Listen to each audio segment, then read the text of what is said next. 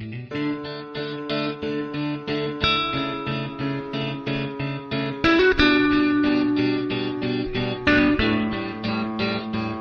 Students, कैसे हैं आप लोग। सभी का कैप ऑफ एजुकेशन में स्वागत है। आज हम लोग सॉलिड स्टेट के बहुत ही स्पेशल टॉपिक को पढ़ने जा रहे हैं जिसका नाम है रेडियस रेशियो। मैं बता दूं कि आयनिक सॉलिड, जैसा कि आपने पिछले वीडियो में पढ़ा होगा, उसी आयनिक सॉलिड से जुड़ा हुआ ये एक बहुत ही इम्पॉर्टेंट जो है टॉपिक है जिसका नाम है रेडियस रेशियो, यानी कि त्रिज्या अनुपात। आप हिंदी में भी इसे लिख सकते हैं, त्रिज्या अनुपात। तो हम लोग आज देखने जा रहे हैं त्रिज्या अनुपात को। गौर से आप देखेंगे इसको। रेडियस रेशियो सॉलिड स्टेट का ये बहुत ही इंपॉर्टेंट टॉपिक है, रेडियस रेशियो। तो हम लोग ये जो पढ़ रहे हैं, हम लोग सॉलिड स्टेट के अंदर पढ़ रहे हैं। सॉलिड स्टेट जो चैप्टर है उसके अंदर हम लोग पढ़ रहे हैं ठोस अवस्था रेडियस रेशियो, जिसको हम लोग हिंदी में बोलते हैं त्रिज्या अनुपात। त्रिज्या अनुपात।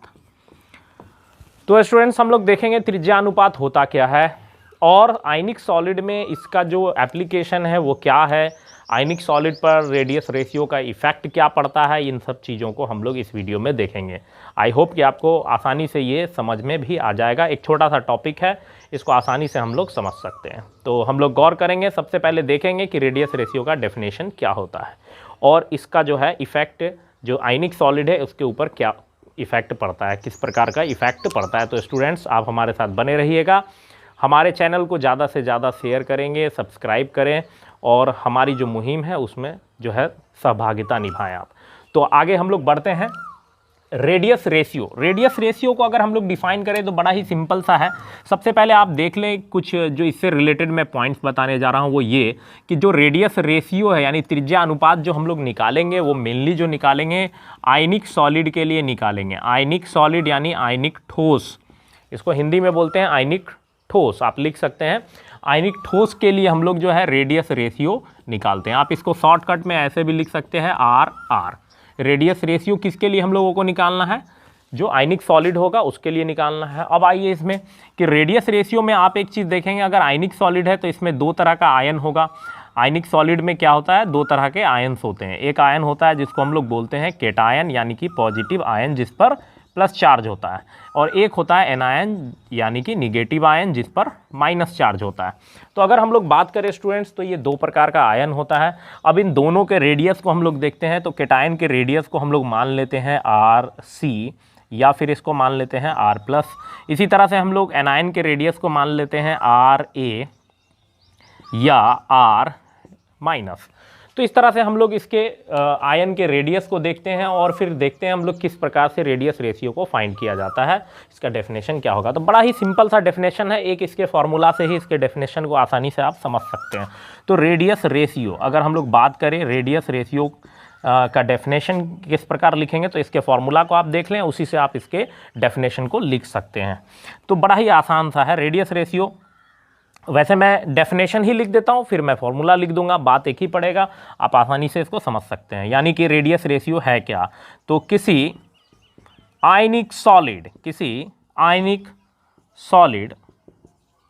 के केटायन समझ रहे हैं, धन आयन के रेडियस, केटायन के रेडियस और एनायन के रेडियस, एनायन मतलब ऋण आयन के रेडियस के रेशियो को रेडियस रेशियो कहते हैं। बहुत ही सिंपल सा डेफिनेशन है, बड़े ही आसानी से आप इसको समझ सकते हैं।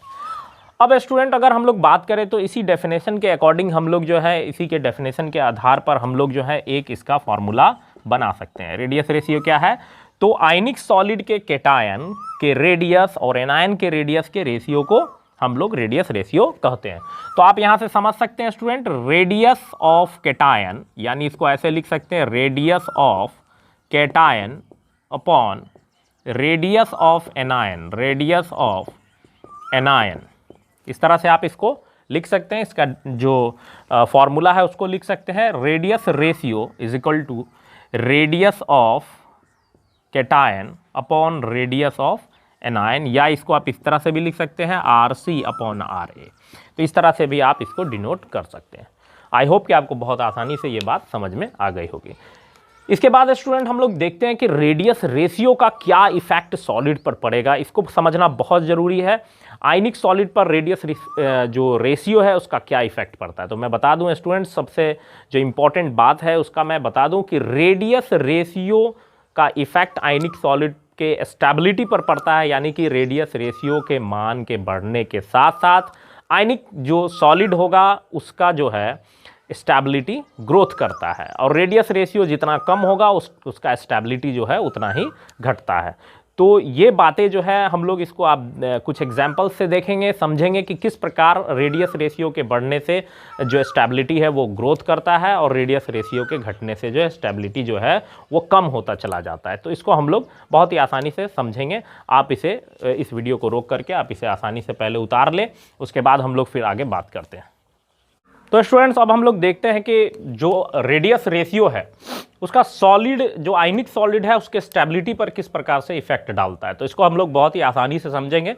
तो आप यहाँ से देखेंगे एक चीज़ जो आप पहले भी बेसिक क्लास में आपने पढ़ा होगा कि रेडियस ऑफ केटायन जो होता है वो छोटा होता है रेडियस ऑफ एनायन से। तो मैक्सिमम आयनिक सॉलिड में आप देखेंगे कि जो रेडियस ऑफ केटायन है वो हमेशा बहुत छोटा होता है रेडियस ऑफ एनायन की तुलना में। अब इसके साइज से क्या इफेक्ट पड़ता है स्टेबिलिटी पर, तो हम लोग सबसे पहले इसको एक एक करके समझते चलते हैं। तो सबसे पहले आप देखेंगे कि रेडियस ऑफ केटायन के बढ़ने पर, इसको हम लोग फर्स्ट पॉइंट में लिखते हैं कि रेडियस ऑफ केटायन के बढ़ने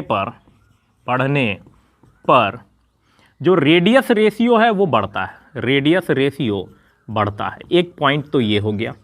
किस प्रकार बढ़ेगा उसको भी हम लोग समझेंगे एक एक करके। दूसरा पॉइंट आप देखेंगे कि रेडियस ऑफ रेशियो के फिर बढ़ने पर, रेडियस रेशियो के बढ़ने पर स्टेबिलिटी जो है सॉलिड की स्टेबिलिटी, यानी कि हिंदी में हम लोग इसको बोलते हैं स्थायित्व बढ़ता है।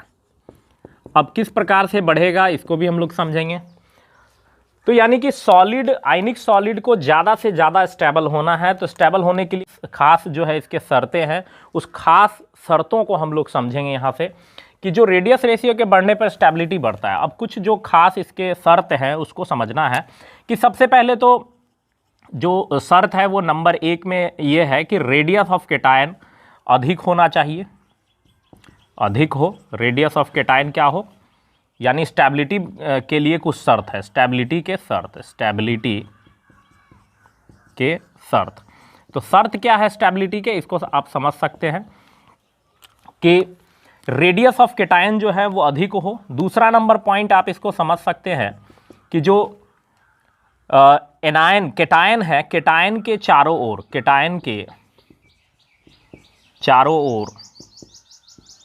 अधिक से अधिक एनायन हो, केटायन के चारों ओर अधिक से अधिक एनायन हो, ये होना चाहिए। दूसरी बात कि जो एनायंस है उनमें रिपल्सन नहीं होना चाहिए, एनायंस में रिपल्सन यानी कि विकर्षण ना हो, ये भी होना चाहिए। ये कुछ खास शर्तें हैं जिसको आप समझ सकते हैं कि स्टेबिलिटी के क्या शर्त हैं, यानी कि कोई आयनिक सॉलिड जो है वो ज़्यादा स्टेबल किन किन हालतों में हो सकता है। तो सबसे पहला जो आप शर्त देख रहे हैं कि रेडियस ऑफ केटायन अधिक होना चाहिए, क्योंकि आप देख रहे हैं रेडियस ऑफ केटायन अगर अधिक होगा तो रेडियस रेशियो बढ़ेगा, और जब रेडियस रेशियो बढ़ेगा तो स्टेबिलिटी क्या होगा, वो बढ़ेगा। लेकिन इसका कॉज जो है, इसका रीजन जो है वो हम लोग समझेंगे कि ऐसा क्यों होता है कि रेडियस ऑफ केटायन के बढ़ने से स्टेबिलिटी बढ़ती है। इसको भी हम लोग समझेंगे स्टूडेंट बहुत ही आसानी से। दूसरा क्या शर्त है कि केटायन के चारों ओर अधिक से अधिक एनायंस होना चाहिए, जो केटायन है उनके चारों ओर ज़्यादा से ज़्यादा एनायंस होना चाहिए, और एनायंस में क्या है, रिपल्सन ना हो या बहुत कम हो। ये कुछ शर्तें हैं।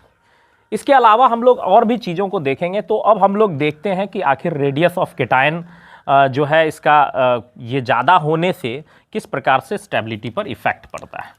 तो स्टूडेंट अगर हम लोग बात करें तो आप इसमें एक चीज़ को समझ सकते हैं कि अगर हम लोग केटायन को एक छोटा सा पॉइंट यहाँ पर मान लेते हैं तो इसके चारों ओर जो है आप कितना जो है एटम जो है चारों ओर कितना एनायंस जो है वो अटैच कर सकते हैं। ज़्यादा से ज़्यादा एनायन होगा तो क्या होगा कि स्टेबिलिटी जो है वो बढ़ेगा, है ना। केटायन के चारों ओर अधिक से अधिक एनायन होना चाहिए। तो आप एक छोटे से केटायन को देख लीजिए, अगर केटायन का साइज एकदम छोटा हो तो इसके चारों ओर हम लोग कितना एनायन को जो है एडजस्ट कर सकते हैं। आप यहाँ आसानी से देख सकते हैं कि एक छोटे से केटायन में हम लोग 2 एनायन को यहाँ पर एडजस्ट किए हैं। अगर तीसरा एनायन आप यहाँ से एडजस्ट करना चाहते हैं तो आप यहाँ एक जो है एक केस आप देखेंगे कि फिर क्या होगा कि ये सारा जो एनायन है एक दूसरे को टच करेगा, और जब एक दूसरे को टच करेगा तो उसमें रिपल्सन की घटना घटेगी, और रिपल्सन जब होगा तो स्टेबिलिटी क्या होगी, घटेगी। क्योंकि यहाँ आप शर्त क्या पढ़ रहे हैं, एनायंस में रिपल्सन जो है ना हो या फिर बहुत कम हो, है ना। तो ये कंडीशन जो है, कोई भी आयनिक सॉलिड अपने आप को स्टेबल करना चाहता है और स्टेबिलिटी के उन सारे शर्तों को वो पूरा करना चाहता है। तो इस केस में अगर हम लोग इस तरह का अगर हम लोग पैकिंग करना चाहेंगे तो इस केस में क्या होगा कि केटायन के चारों ओर जो है, अगर हम लोग देखें छोटा सा केटायन है तो इसके चारों ओर ज़्यादा से ज़्यादा होगा तो 2 जो है हम लोग एनायंस को सेट कर सकते हैं। तीसरा अगर हम लोग लगाने की कोशिश करेंगे, इस केस में क्या होगा कि जो आयनिक सॉलिड है वो अनस्टेबल हो जाएगा। तो इसको हम लोग क्या करते हैं, हम लोग इसको इस तरह से नहीं देखेंगे, हम लोग इसको इस तरह से देखेंगे। तो ये एक लीनियर सिचुएशन में होगा, ये क्या बनाएगा, एक लीनियर सिचुएशन बनाएगा, और लीनियर जब इस तरह से रहेगा तो थोड़ा स्टेबिलिटी ज़्यादा होगा। अब हम लोग अब दूसरे कंडीशन को देखते हैं हम लोग यहाँ से, कि अगर थोड़ा सा केटायन जो है उसके साइज को हम लोग बढ़ा देते हैं। अब साइज अगर बढ़ाते हैं तो इस केस में हम लोग देखते हैं स्टूडेंट्स क्या कि इसमें आप एनायन को कितना एनायन एडजस्ट कर सकते हैं इसमें। तो हम इस प्रकार से, तो अगर हम लोग देखें तो यहाँ पर एक शेप बन रहा है, इसके चारों ओर जो है 3 तरह के जो है जो एनायंस हैं वो लगे हुए हैं, 3 एनायंस लगे हुए हैं इस तरह से।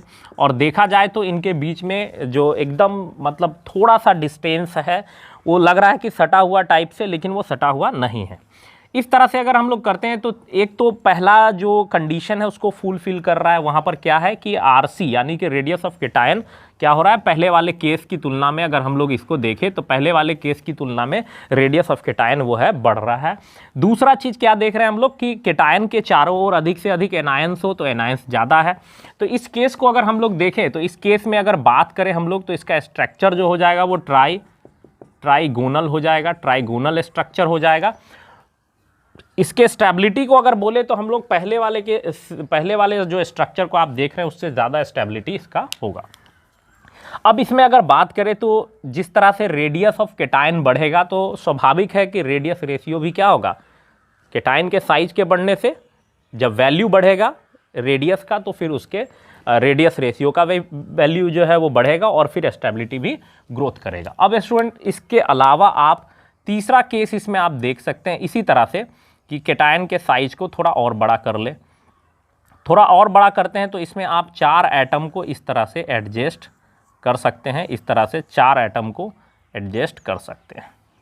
अब अगर हम लोग बात करें स्टूडेंट तो यहाँ पर क्या होगा कि ये चारों एटम इस तरह से हम लोग एडजस्ट कर सकते हैं, चारों एटम। तो यहाँ पर क्या है कि एनायन का जो केटायन का जो साइज है वो क्या है, इससे पहले वाले जो बी वाला जो केस है उससे बड़ा हो रहा है और उसके अलावा जो एनायंस है वो ज़्यादा से ज़्यादा क्या हो रहा है, इसमें अटैच हो रहा है। तो अगर हम लोग बात करें तो इसकी स्टेबिलिटी जो होगी वो बाकी के जो भी आयनिक सॉलिड है उससे ज़्यादा स्टेबल होगा। तो इस तरह से आप देखें तो जैसे जैसे केटायन का साइज़ ग्रोथ करेगा और नंबर ऑफ एनायंस उससे ज़्यादा अटैच होगा तो उस केस में रिपल्सन जो है इनमें कम होगा, और रिपल्सन कम होगा, इन तीनों शर्तों को पूरा करेगा तो स्टेबिलिटी ग्रोथ करेगा। आई होप कि आपको ये बात समझ में आ गया होगा कि रेडियस ऑफ केटायन के बढ़ने से रेशियो बढ़ेगा, इसलिए क्योंकि रेडियस ऑफ केटायन का जब वैल्यू ग्रोथ करेगा तो रेडियस रेशियो भी बढ़ेगा। बड़ा सिंपल सा चीज़ है। रेडियस रेशियो के बढ़ने पर स्टेबिलिटी यानी स्थायित्व बढ़ता है, यानी ज़्यादा स्थायी सॉलिड हो जाएगा। और इसके स्टेबिलिटी के कुछ शर्त हैं जो आप एकदम बेसिकली इसको ध्यान में रखेंगे बहुत ही आसानी से कि रेडियस ऑफ केटायन अगर अधिक हो तो फिर उस केस में क्या होगा, रेडियस ऑफ केटायन के बढ़ने से क्या होगा कि केटायन के चारों ओर अधिक से अधिक एनायंस लगेंगे, और ज़्यादा से ज़्यादा एनायंस होंगे तो थोड़ा एनायंस लगेंगे तो स्टेबिलिटी ग्रोथ करेगा। दूसरी बात कि इनमें रिपल्सन जो है ना हो या बहुत कम रिपल्सन देखने को मिले। ये सारे शर्तों को अगर कोई आयनिक सॉलिड अगर फुलफिल कर रहा है तो उस केस में आप देखें कि वो आयनिक सॉलिड जो होगा बाकी आयनिक सॉलिड की तुलना में ज़्यादा से ज़्यादा स्टेबल होगा। तो आप इसे नोट कर लें। इसके बाद हम लोग फिर और भी कुछ इससे रिलेटेड न्यूमेरिकल्स है, कुछ टेबल है, उसको हम लोग देखेंगे, तो इसको आप आसानी से नोट कर सकते हैं। अब देखेंगे हम लोग आगे इसका जो एक टेबल है, मैं वो टेबल पहले बता देता हूँ। उसके बाद फिर जो आप यहाँ जैसे आप ट्राइगोनल यहाँ पर जो वाइड बनेगा उस वाइड के शेप को मैं बता रहा हूँ कि ये किस प्रकार का वाइड यहाँ पर डेवलप होगा। तो यहाँ पर जो वाइड बनेगा उस वाइड को ट्राइगोनल वाइड हम लोग कहेंगे। तो स्टूडेंट्स आगे हम लोग इस पर बात करेंगे। फिर जो है इसके रेडियस रेशियो के वैल्यू को मैं निकाल करके बताऊंगा कि ट्राइगोनल वाइड जो बनेगा, इस तरह का स्ट्रक्चर जो बनेगा, उसमें जो रेडियस रेशियो है उसका वैल्यू जो है वो किस प्रकार से निकलेगा, उस पर भी हम लोग बात करेंगे। अभी हम लोग चलते हैं यहाँ पर एक मैं बहुत ही स्पेशल एक टेबल मैं बताने जा रहा हूँ जो आपको काम आएगा। उसको आप याद रख सकते हैं उस टेबल को, वो काफ़ी जो है वो इम्पॉर्टेंट टेबल है जो रेडियस रेशियो के वैल्यू को इंडिकेट करेगा और कोऑर्डिनेशन नंबर को बताएगा और साथ साथ में स्ट्रक्चर को बताएगा। तो सबसे पहले हम लोग स्टूडेंट बात करें तो जैसे अगर मान लिया जाए कि अगर radius ratio RC upon RA, radius ratio के वैल्यू कुछ वैल्यू है जिसको निकाला गया है, जिसको डिटरमाइन किया गया है, उस वैल्यू को मैं यहाँ पर से बताने जा रहा हूँ। जिस प्रकार से आप देख लें 0 से लेके 0.155, इसके बाद 0.155 से 0.225, फिर 0.225 से 0.414 और फिर 0.414 से 0.732 और फिर 0.732 रेडियस रेशियो का जो एक रेंज है वहाँ से 1.00। अब स्टूडेंट देखते हैं हम लोग कि अगर रेडियस रेशियो का जो रेंज है अगर 0 से 0.155 तक रहता है तो इसमें जो कोऑर्डिनेशन नंबर होगा वो कितना होगा। तो अगर हम लोग स्टूडेंट देखें, बात करेंगे यहाँ से कोऑर्डिनेशन नंबर को, स्ट्रक्चर को देखेंगे हम लोग, और यहाँ पर कुछ एग्जाम्पल मैं बताऊँगा आपको जो आप यहाँ से उसको नोट कर लेंगे। तो कुछ एग्जाम्पल मैं यहाँ पर से बताऊँगा। तो सबसे पहले स्टूडेंट अगर हम लोग बात करें यहाँ से तो रेडियस रेशियो का अगर रेंज 0 से लेके 0.155 तक होता है तो इसका जो कोऑर्डिनेशन नंबर निकलेगा वो 2 निकलेगा। अगर स्ट्रक्चर की बात करें तो ये एक लीनियर स्ट्रक्चर बनाएगा जैसा कि आप पीछे देख चुके हैं। और इसके एग्जाम्पल के तौर पर हम लोग BeCl2 को ले सकते हैं। सिर्फ BeCl2 ही नहीं बल्कि और भी हो सकता है। इसके अलावा अगर हम लोग बात करें तो 0.155 से लेके 0.225 तक अगर रेडियस रेशियो निकलता है तो इस केस में स्टूडेंट आप ध्यान रखेंगे कि Cn जो होगा वो 3 होगा। कि ये जो टेबल है इस पर आधारित कुछ न्यूमेरिकल्स है उसको मैं बताऊंगा और ज़्यादा ये काम आएगा और ज़्यादा ये क्लियर होता चला जाएगा। इसके बाद अगर हम लोग बात करें तो लीनियर के बाद इसका जो अगला जो आप अगर 3 कोऑर्डिनेशन नंबर आता है तो इसका जो स्ट्रक्चर बनेगा वो ट्राईएंगुलर स्ट्रक्चर बनेगा। इसमें अगर हम लोग बात करें स्टूडेंट तो इसमें हम लोग AlCl3 के सॉलिड को ले सकते हैं। इसके अलावा भी और भी सॉलिड हो सकते हैं। इसके अलावा अगर हम लोग देखें 0.225 से 0.414 तक की बात करें तो Cn कितना हो जाएगा, 4 हो जाएगा। और इसके लिए हम लोग जो बात करें स्ट्रक्चर की तो टेट्राहेड्रल स्ट्रक्चर हो जाएगा इसका। और इसमें एग्जाम्पल अगर हम लोग लेना चाहें तो ZnS को ले सकते हैं, एक अच्छा एग्जाम्पल है। इसके अलावा भी एग्जाम्पल हो सकता है।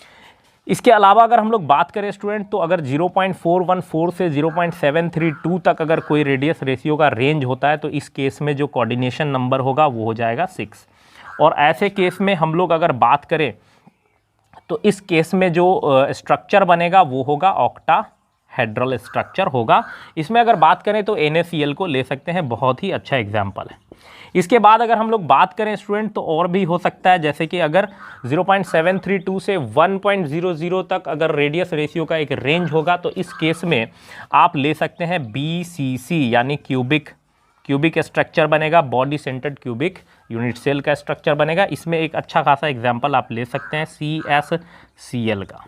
तो मैं आशा करता हूं कि ये चीज़ आपको समझ में आ गया होगा। ये जो टेबल मैंने आपको बताया है रेडियस रेशियो का, बहुत इंपॉर्टेंट टेबल है। इससे रिलेटेड बहुत सारे क्वेश्चंस जो है वो आपसे बन जाएंगे। और मैं कुछ इसमें जो वैल्यू आप देख रहे हैं इस कुछ वैल्यू मैं निकाल के बताऊंगा कि किस प्रकार से वैल्यू जो है पुट किया गया है, किस तरह से दिया गया। आप इस टेबल को आसानी से पहले नोट कर लें और उसके बाद मैं कुछ एग्जाम्पल्स बताऊंगा कि किस तरह से वैल्यू को निकाला गया है, डिटरमाइन करके मैं इसको दिखाऊंगा। तो पहले आप इसको नोट कर लें।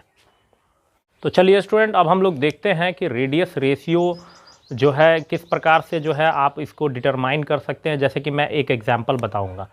जैसे कि आपने पढ़ा है कि जो ट्राइगोनल वॉइड है, ट्राइगोनल वॉइड के लिए किस प्रकार आप जो है रेडियस रेशियो को फाइंड करेंगे, ट्राइंगुलर स्ट्रक्चर में किस प्रकार से रेडियस रेशियो को फाइंड करेंगे, आप एक एग्जांपल से समझ सकते हैं। तो सबसे पहले हम लोग बात करते हैं, पहले एक स्ट्रक्चर को आप देख लें, उसी स्ट्रक्चर से पूरा का पूरा कैलकुलेशन होगा। तो सबसे पहले हम लोग देखें एक स्ट्रक्चर को, इसको आप अच्छे से समझेंगे। इस स्ट्रक्चर को मैं थोड़ा बड़ा करके बता रहा हूँ। यहाँ पर से आप इस स्ट्रक्चर को देख सकते हैं।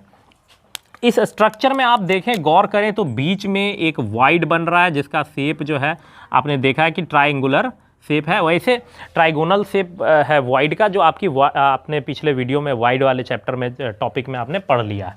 अब यहाँ से आप कंसीडर करें, अगर यहाँ से हम लोग बात करें तो सभी के सेंटर को अगर आप मिला दें, सभी के सेंटर को आप इस तरह से मिला दें अगर आप, तो एक जो है ट्राइंगल जो है ये बन जाएगा। यहाँ से यहाँ एक सेंटर मिलाइए, यहाँ से यहाँ एक सेंटर मिला दीजिए, तो एक जो है शेप डेवलप होगा। यहाँ पर से एक शेप डेवलप होगा, इस शेप को आप ट्राइंगल कह सकते हैं।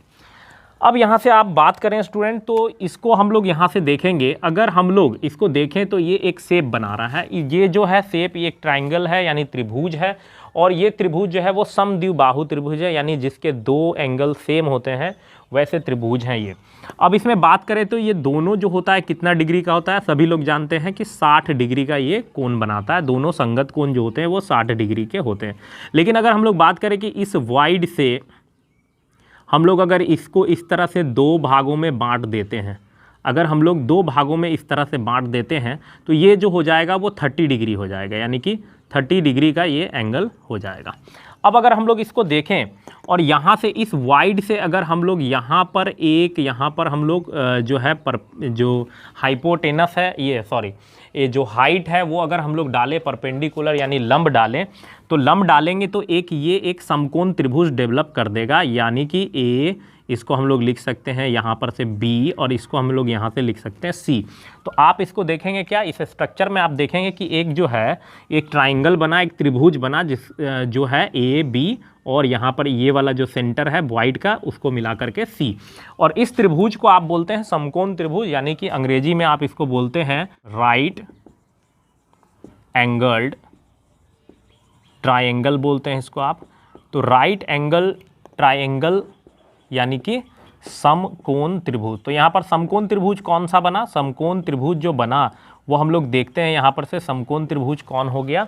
तो समकोण त्रिभुज की बात अगर आप करें तो यहाँ पर समकोण त्रिभुज निकल के आ रहा है, त्रिभुज ए बी सी एक समकोण त्रिभुज है। अब इसमें हम लोग अगर बात करें स्टूडेंट, तो आसानी से रेडियस रेशियो को आप फाइंड कर सकते हैं। पूरे समकोण त्रिभुज के जो आपने पाइथागोरस प्रमेय पढ़ा है, पाइथागोरस थ्योरम पढ़ा है, उसके अकॉर्डिंग भी निकाल सकते हैं, या फिर आपने ट्रिगोनोमेट्री में जो आपने पढ़ा है कॉस थीटा साइन थीटा, उसके अकॉर्डिंग भी आप इसमें जो है रेडियस रेशियो को फाइंड कर सकते हैं। तो हम लोग सबसे आसान क्या करते हैं कि कॉस थीटा के अकॉर्डिंग साइन थीटा के अकॉर्डिंग जो हम लोग रेडियस रेशियो को फाइंड करते हैं। तो सबसे पहले हम लोग अगर बात करें तो इस एंगल को देखें तो 30 डिग्री है।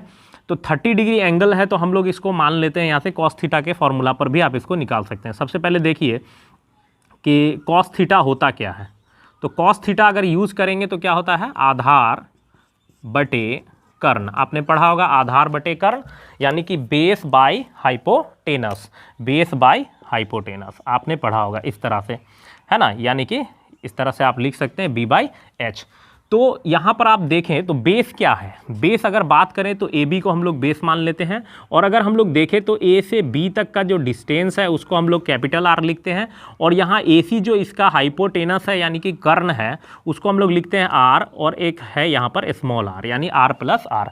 आप इसके फिगर को एक अलग करके अलग से एक फिगर बना सकते हैं इस तरह से, आप इस तरह से आप इसका एक अलग फिगर बना सकते हैं। यहाँ पर आपका ये जो है पॉइंट वो क्या है, ए है, यहाँ पर जो पॉइंट है वो है बी है, और यहाँ पर जो पॉइंट है वो है सी है। तो यहाँ पर अगर बात करें तो ये स्मॉल आर और यहाँ पर है कैपिटल आर, और इसकी बात करें तो कैपिटल आर, यानी कि आप बात करें तो ए सी जो हो जाएगा, ए सी यानी कि कर्ण जो हो गया वो हो गया आपका आर प्लस आर, और ए बी जो हो गया यानी कि आधार जो हो गया वो हो गया आपका आर। तो यहाँ पर से अगर बात करें हम लोग तो आराम से आप कॉस थीटा के फॉर्मूला पर इसको सेट कर सकते हैं। कॉस थीटा b/h यानी आधार बटे कर्ण। तो यहाँ मैं डायरेक्ट बैठा रहा हूँ। तो आधार क्या है? आधार है कैपिटल R और कर्ण क्या है? R+R। अब यहाँ से आप देखें स्टूडेंट, तो आप यहाँ से कॉस थीटा को आप लिख सकते हैं cos 30 degree. cos 30 degree is equal to R/R+R। तो आधार किसको हम लोग ले रहे हैं? आधार ले रहे हैं AB यानी कि बेस, ये AB हो जाएगा, और कर्ण यानी हाइपोटेनस जो होगा R+R होगा, जैसा कि आप फिगर में देख रहे हैं। अब स्टूडेंट हम लोग इसको अब कैलकुलेट करेंगे। अब ये जो है कैलकुलेशन का जो है विषय है, अब यहाँ से देखते हैं हम लोग। तो इसके लिए हम लोग क्या करते हैं, वैल्यू डालते हैं √3/2 और यहाँ पर से हो जाता है कैपिटल R/R+R। अब इसको हम लोग यहाँ से कैलकुलेट कर सकते हैं इस तरह से। इसको हम लोग क्रॉस मल्टीप्लीकेशन करेंगे, तो क्रॉस मल्टीप्लाई जब करेंगे तो इस तरह से हम लोग लिख सकते हैं √3/2 और capital R plus small r, और ये हो जाएगा इस तरह से हम लोग लिख सकते हैं। अब यहाँ से इन दोनों को मल्टीप्लाई करेंगे √3/2 से, तो √3/2 से आप जब मल्टीप्लाई करेंगे कैपिटल R को, फिर आप मल्टीप्लाई करेंगे √3/2 से स्मॉल r को, और यहाँ पर क्या है कैपिटल R। अब आप एक काम करते हैं कि इस कैपिटल R को आप इस साइड में एक साइड में रख लेते हैं। तो यहाँ पर से हो जाएगा √3/2 R इज इक्वल टू, यहाँ पर से हो जाएगा कैपिटल R माइनस, ये प्लस इधर आएगा माइनस हो जाएगा √3/2। तो ये आप आसानी से खुद से भी कैलकुलेशन कर सकते हैं। इसके बाद क्या करेंगे हम लोग, यहाँ से कॉमन ले लेंगे √3/2, यहाँ से कॉमन लेते हैं, कॉमन लेंगे 1 माइनस √3/2। अब यहाँ से आप जब कैलकुलेट करिएगा तो कैलकुलेशन के बाद आपको आंसर जो मिलेगा मैं बता दूं, यहाँ पर से जो आंसर निकाल करके आप लाइएगा वो होगा small r is equal to 0.155 capital R। यानी कि आप जब कैलकुलेशन कीजिएगा तो स्टूडेंट आपको कैलकुलेशन में ये मिलेगा। आगे का काम आप खुद से भी कर सकते हैं। यहाँ पर √3 का वैल्यू आप जानते हैं 1.732 आप डाल करके यहाँ पर माइनस प्लस गुना भाग कर सकते हैं। ये आप खुद से भी कर सकते हैं, इसमें कोई दिक्कत नहीं है। इसलिए चूंकि मैं करूँगा तो ज़्यादा वीडियो लंबा हो जाएगा, बड़ा हो जाएगा। आप आसानी से बैठ करके घर पर कैलकुलेशन करेंगे, इसका जो वैल्यू आएगा निकल करके वो अप्रॉक्स कितना आएगा 0.155 capital R is equal to इतना। या फिर आप इसको ऐसे भी लिख सकते हैं R/R इज इक्वल टू 0.155। ये भी आंसर सही है आपका, ये दोनों में से कोई भी आप लिख सकते हैं। तो मैं आशा करता हूं कि ये चीज़ आपको बहुत ही आसानी से समझ में आया होगा। बहुत ही आसान है, इसको आप इस तरह से भी कॉस थीटा पर भी बना सकते हैं, और इसको जो है समकोण त्रिभुज पाइथागोरस जो प्रमेय होता है कर्ण स्क्वायर बराबर लंब स्क्वायर प्लस आधार स्क्वायर, उस पर भी आप इसको सॉल्व कर सकते हैं। तो आई होप कि बहुत ही आसान लगा होगा आप, तो आप इसको नोट कर लें। यहाँ से जो कैलकुलेशन मैंने छोड़ा है उसको आप कैलकुलेट करके आप यहाँ से आंसर